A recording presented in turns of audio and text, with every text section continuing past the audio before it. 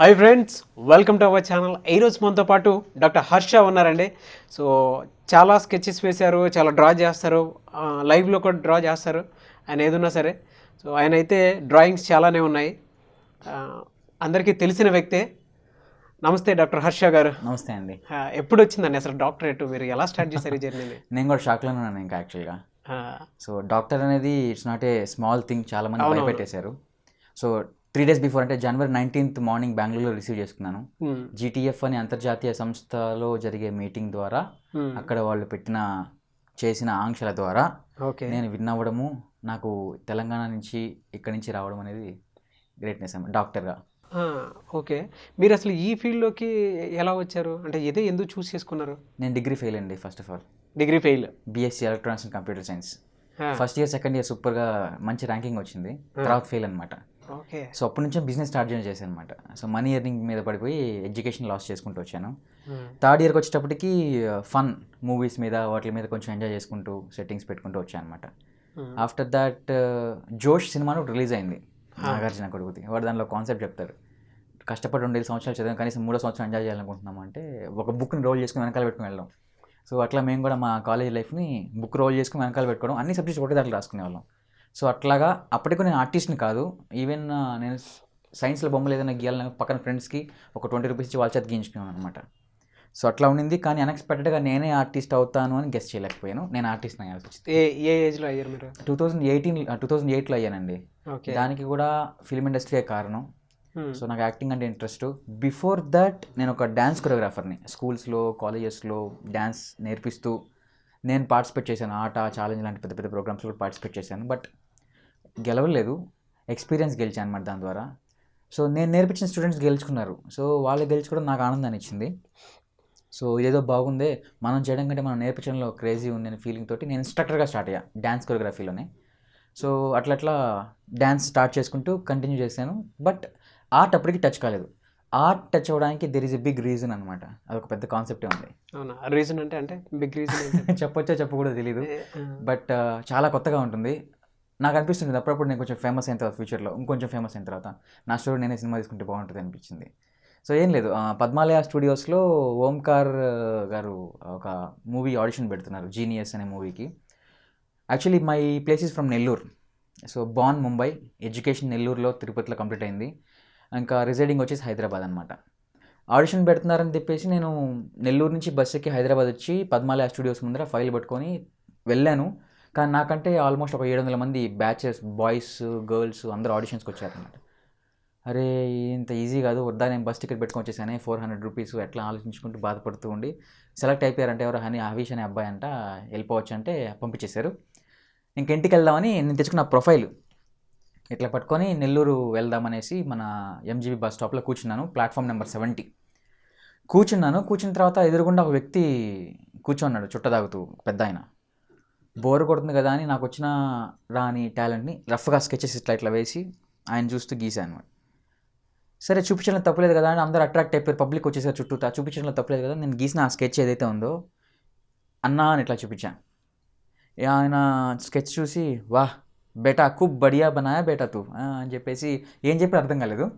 Finally 500 rupees note తీసి ఇచ్చాడు అనమాట, ఏది నేను వేసిన రఫ్ స్కెచ్కి. ఓకే. సో దాని వెనకాల నా ప్రొఫైల్ ఉంది, నేను పైన వేసింది రఫ్ స్కెచ్. అది చూసి తీసుకొని 500 రూపీస్ ఇచ్చాయంటే అక్కడి నుంచి గూస్ బంప్స్ వచ్చాయి. అరే ఇదేదో భలే ఉంది, ఎన్నిసార్లు ఎగిరినా నగరాని డబ్బులు, ఒక బొమ్మ గీస్తే వచ్చింది, ఆయన ఎంకరేజ్ చేశాడు. సో నెల్లూరు వెళ్ళాల్సిన బస్సు మళ్ళీ ప్లాట్ఫామ్ నెంబర్ 12లోకి వెళ్ళి ముంబై బస్ ఎక్కేసాను. సో ముంబై బస్ ఇంట్లో వాళ్ళకు కూడా చెప్పలేదు, ముంబై బస్ వెళ్ళిపోయాను. ముంబైలో తెలిసిన వాళ్ళు ఎవరు లేరు అప్పటికి. ఫేస్బుక్, ట్విట్టర్లో, యూట్యూబ్లో ఇవన్నీ కూడా పెద్ద ఫేమస్ కాలేదు. 2008 ఎగ్జాక్ట్గా 2009-8 బిట్వీన్ జూహూ బీచ్ అని ఒక ఏరియా ఉంది ముంబైలో. అక్కడ జూహూ, బాంద్రా, ఈ షాపింగ్ జోన్ అంతా కూడా తిరిగేవాడిని. నా దగ్గర ఉండింది అప్రాక్సిమేట్లీ 1000 రూపీస్, 1200 రూపీస్ ఉండేది, దాంతోనే తిరిగేవాడిని. ఒక కాన్సెప్ట్ వచ్చింది, అక్కడ మాజా షాప్ ఉండేది ఒకటి, కూల్ డ్రింక్ మాజా షాపు. ఆయన అడిగాను, భయ్యా నేను ఇట్లా స్కెచెస్ వేస్తాను, ఇక్కడికి వచ్చిన క్లయింట్స్కి గీసి పెడుతూ ఉంటాను అంటే అతను ఎంకరేజ్ చేశాడు. ఓకే జుమ్ जितना पैसा कमाते हो उतना आधा मुझे दे दो, आधा तुम ले लो, तुमको खाना गीना सब कुछ देता हूँ. ఓ కాన్సెప్ట్ బాగుంది అని ఫీలింగ్ అయ్యా. ఆయన షాప్ ముందరే కూర్చొని అక్కడికి వచ్చిన క్లయింట్స్ని నేను డ్రా చేయడం స్టార్ట్ చేశాను.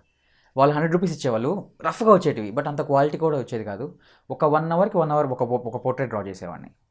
సో డైలీ ఒక 1000 రూపీస్ టు 1100 రూపీస్ అమౌంట్ వచ్చేది. ఆయనకు ఒక 500 ఇచ్చి నేను 500 తీసుకున్నాను. అట్లా దాదాపు ఒక 2 months చేశాను అండి. ఏదైతే రఫ్ స్కెచెస్ గీయడం స్టార్ట్ చేశానో అక్కడి నుంచి ఫాస్ట్నెస్ పెరిగింది.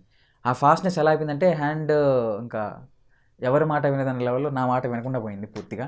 సో చేతికి ఏది దొరికితే అది, బ్రష్, పెన్సిల్, బ్లేడు, దువ్వెన, కత్తెర, ఎవ్రీథింగ్ ఎక్కడ ఖాళీ దొరికితే అక్కడ. కారు మీద దుమ్మున్నా కానీ దాన్ని ఇట్లా కలిపి పెడుతూ ఉంటా. ఏం పని లేదా నీకు, ఏం చేస్తున్నావు అని చెప్పి చాలామంది కామెంట్ కూడా చేశారు.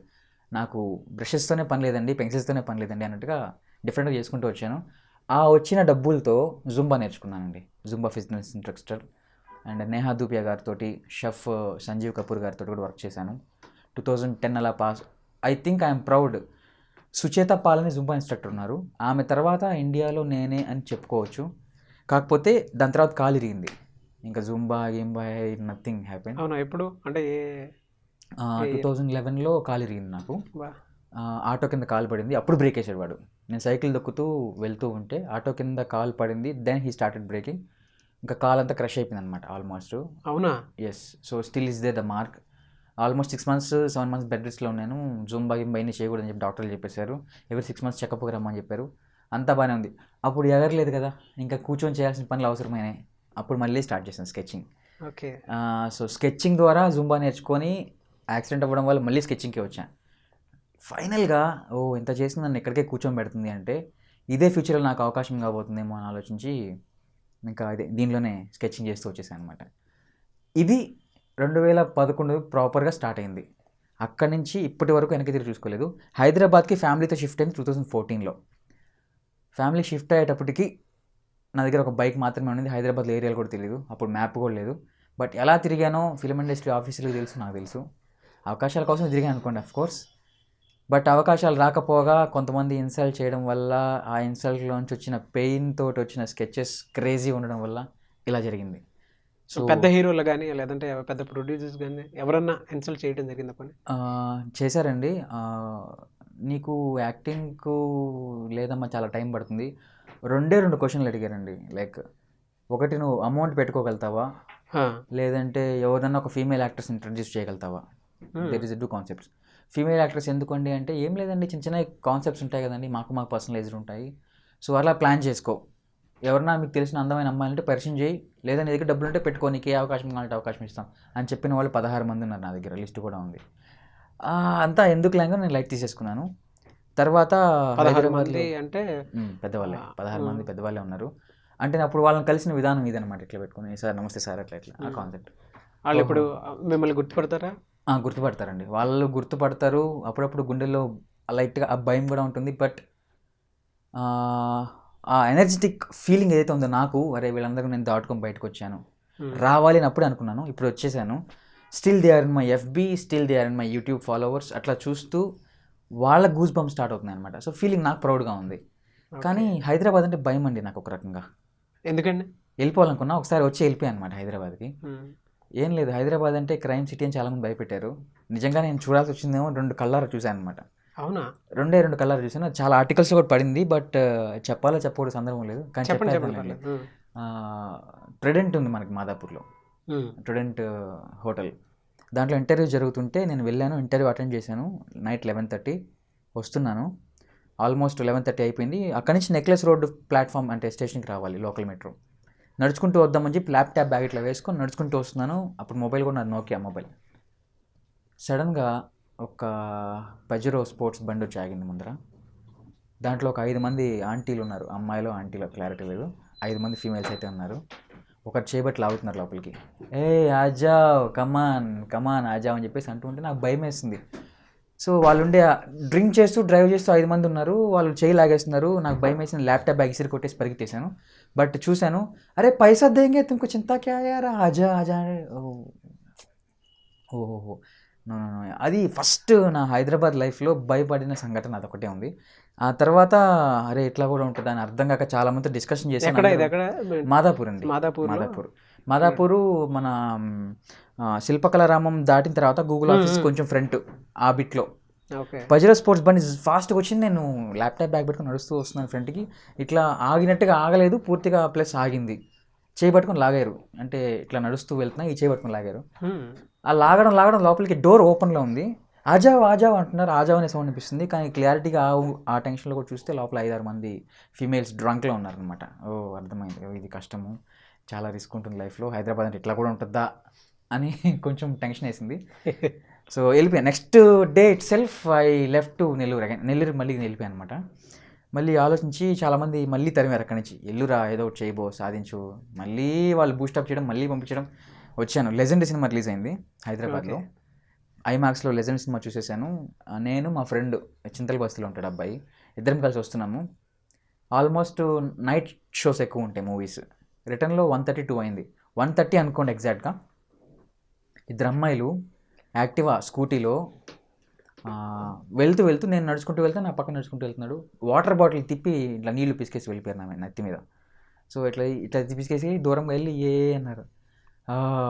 ఓకే, 2 ఎక్స్పీరియన్స్ భయంకరంగా ఉన్నాయి. అమ్మాయిలే మళ్ళీ, అది కూడా మళ్ళీ తిట్టడానికంటే మనకి హెవీ బ్యాడ్ ఎక్స్పీరియన్స్. ఒకటి వాళ్ళు కారులోకి రావడం, 2 ఒక అమ్మాయి నెత్తి మీద నీళ్ళు జల్లిపోవడం.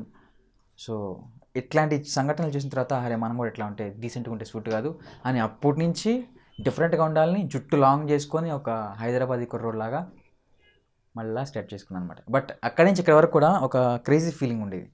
స్టిల్ నౌ ఆ పాష్నెస్ నేర్చుకోవడానికి చాలా కష్టపడ్డాను. నేను కూడా హైదరాబాదీ అన్నాయి అనమాట తర్వాత. But my family, me everybody is very happy. So KCR గారు ఒక రకంగా సపోర్ట్ చేశారు. ఆయన పెయింటింగ్ వేయడం, అది కొన్ని లక్షల మందికి రీచ్ అవ్వడం, ఆయన ప్రాజెక్ట్స్లో కొన్నిట్లో ఇన్వాల్వ్ అవ్వడం చాలా వరకు చేశాను అనమాట. బట్ నా పెయింటింగ్సే అక్కడ ఉన్నాయని చాలామందికి తెలీదు. Okay, but I'm very happy అండి. కాకపోతే ఒకటే కాన్సెప్ట్, నేను ఇక్కడ ఢిల్లీ పబ్లిక్ స్కూల్, రకరకాల ఇంటర్నేషనల్ స్కూల్స్ కూడా పనిచేశాను హైదరాబాద్లో. సర్టిఫికేట్ ఉండే వాళ్ళకి 45,000 50,000 శాలరీ, సర్టిఫికేట్ లేని వాళ్ళకి 18,000 శాలరీ. బా, వర్క్ చేసేది సర్టిఫికేట్ లేనివాడు, వర్క్ చెయ్యంది హ్యాండ్ బ్యాగ్లు తెలుసుకొని ఇంటికి వెళ్ళిపోయేది సర్టిఫికేట్ ఉండేవాళ్ళు. ఇది చూసాను variation. So then I decided బయటకు వచ్చేసా. స్కూల్స్లో జాబ్ చేసుకుంటే మార్నింగ్ నుంచి సాయంత్రం దాకా అక్కడే ఉండాలి, అక్కడే చేసుకోవాలి. బయటకు వచ్చి ఫ్రీలాన్స్గా స్టార్ట్ చేశానండి. సో ఇంతవరకు ఎవరైతే నన్ను బయటికి పంపించారో అవమానించి, వాళ్ళు పిలిచి ఎక్స్ట్రా శాలరీ ఇస్తామనే రేంజ్కి తీసుకొచ్చా ప్రస్తుతం. సో అది హ్యాపీగా ఉంది. 2017లో రికార్డులు, అవార్డులు, గిన్నెస్ బుక్ ఆఫ్ రికార్డ్. మొత్తం ఎన్ని అవార్డ్స్ వచ్చాయండి? 17 అవార్డ్స్ ఉన్నాయండి మొత్తం. 17 అవార్డ్స్. మొత్తం ఇంటర్నేషనల్ అవార్డ్స్? ఇంటర్నేషనల్ అవార్డ్స్ వచ్చి 2 ఉన్నాయి, Guinness book of records and ఇండియాలో తీసుకోవాల్సిన రికార్డు దుబాయ్లో ఇండియన్ ఫాస్టెస్ట్ ఆర్టిస్ట్ అవార్డు తీసుకున్నానండి. దుబాయ్ కింగ్ కూడా ఊహించగలిగే స్థాయికి నేను వెళ్ళా అక్కడికి. ఫీలింగ్ ప్రౌడ్ ఉంది. బట్ ఇక్కడ గుర్తించలేదు, ఇండియాలో గుర్తించలేదు. బట్ గుర్తిస్తారండి, కొంచెం టైం పడుతుంది. But it will be definitely. ఈజీగా ఉంది, there is a way. But ఆ వేలో మనం వెళ్ళాలంటే కొంచెం ప్రాక్టీస్ చేసుకోవాలి, అంతే, ఇంకేం లేదు. ఓకే, మీకు ఒక పెయింట్ చేయడానికి లేదంటే ఒక డ్రా చేయడానికి మీకు ఎంత టైం పడుతుంది?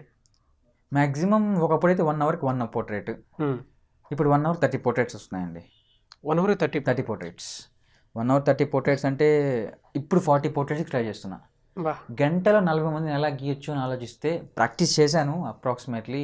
తట్టు చిన్న చిన్న డ్రాయింగ్స్ ఇట్లా గీయడం నాకు అలవాట్లేదు. ఇచ్చారా, తీసుకున్నామా, కొట్టామా, కథం.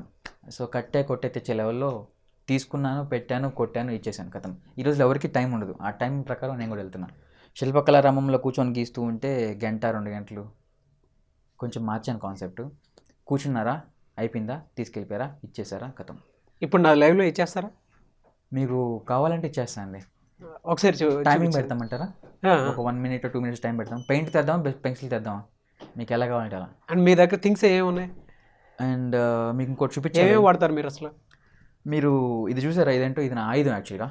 పెన్సిల్. ఇది పెన్సిల్, ఇది నా ఆయుధం. వీళ్ళ మమ్మీ డాడీ కూడా నా దగ్గర ఉన్నారు. అది ఎవరి దగ్గర ఉండదు మళ్ళీ. మమ్మీ డాడీ అంటే విచిత్రంగా ఉంది.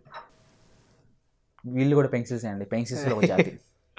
ఓకే. సో ఈ పెన్సిల్స్ ఇంతవరకు ఎవరు వాడుండరు, బహుశా తెలుసుండకపోవచ్చు. ఇటువంటి పెన్సిల్స్ అండ్ ఇటువంటి మెటీరియల్ నేను యూజ్ చేస్తాను. ఇవి ఉన్నాయని తెలుసుకోవడానికి నాకు దాదాపు 2 years పట్టింది. వీటిని పట్టుకొని ఒక్కొక్క బ్రష్ తోటి, ఒక్కొక్క స్ట్రోక్ తోటి, ఒక్కొక్క చార్ట్ మీద ఎట్లా గీస్తూ ఉంటే ఆ ఫీలింగ్, ఆ సౌండ్ మంచిగా నిద్ర వస్తుంది రాత్రులు నాకు. సో ఆ ఫీలింగ్ నేను ఎంజాయ్ చేస్తాను అనమాట ఇటువంటి మెటీరియల్ ద్వారా. ఓకే. దీన్ని మించింది ఇంకోటి ఉంది మళ్ళీ మెటీరియల్. ఏంటంటే, so this is also pencil.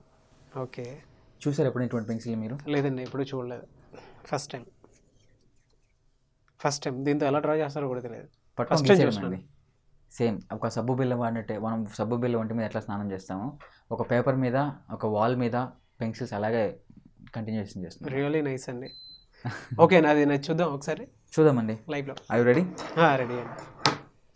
Okay. Sketches అయితే ఎంత టైం పడుతుంది, పెన్సిల్ డ్రా అయితే ఎంతసేపు పడుతుంది మీకు? స్కెచెస్ ఎక్కువ అంటే పెన్సిల్తో వాడడం అనేది మాక్సిమం సేమ్ టైమింగ్ ఉంటుంది. ఓకే. బట్ పెయింటింగ్ అంటే మనం ముంచి తీయాలి కాబట్టి దాంట్లోకి it takes little more fraction of seconds extra. Okay. Remaining అంతా సేమ్ టు సేమ్ అనమాట. ఓకే. కానీ ఇంకో కాన్సెప్ట్ ఏంటంటే బ్రష్తోనే కాదు మన ఫింగర్స్ కూడా వేయచ్చు డైరెక్ట్గా. ఎస్. ఫింగర్స్తో అయితే ఎంతసేపు పడుతుంది మీకు టైం? పెన్సిల్స్ అయితే 1 minute 1.5 minutes maximum 1 minute. So మన డాక్టరేట్ రావడానికి కూడా నన్ను స్టేజ్ మీద అన్ని చెక్ చేసి అప్పుడు డాక్టరేట్ ఇచ్చారు నాకు. ఓకే. సో 1 minute 56 secondsలో వచ్చింది, కంప్లీట్ అయింది. ఓకే. సో నేను ఇప్పుడు మిమ్మల్ని గిద్దాం అనుకుంటున్నానండి. ఓకే. ఓకే అండి. రఫ్ వస్తుంది బట్ మీరు అడ్జస్ట్ అవ్వాలి. షూర్ అండి. నా రఫ్ లైనే నన్ను ఇంత దాకా తీసుకొచ్చింది. Okay. So will go for rough once. I'm going to start now.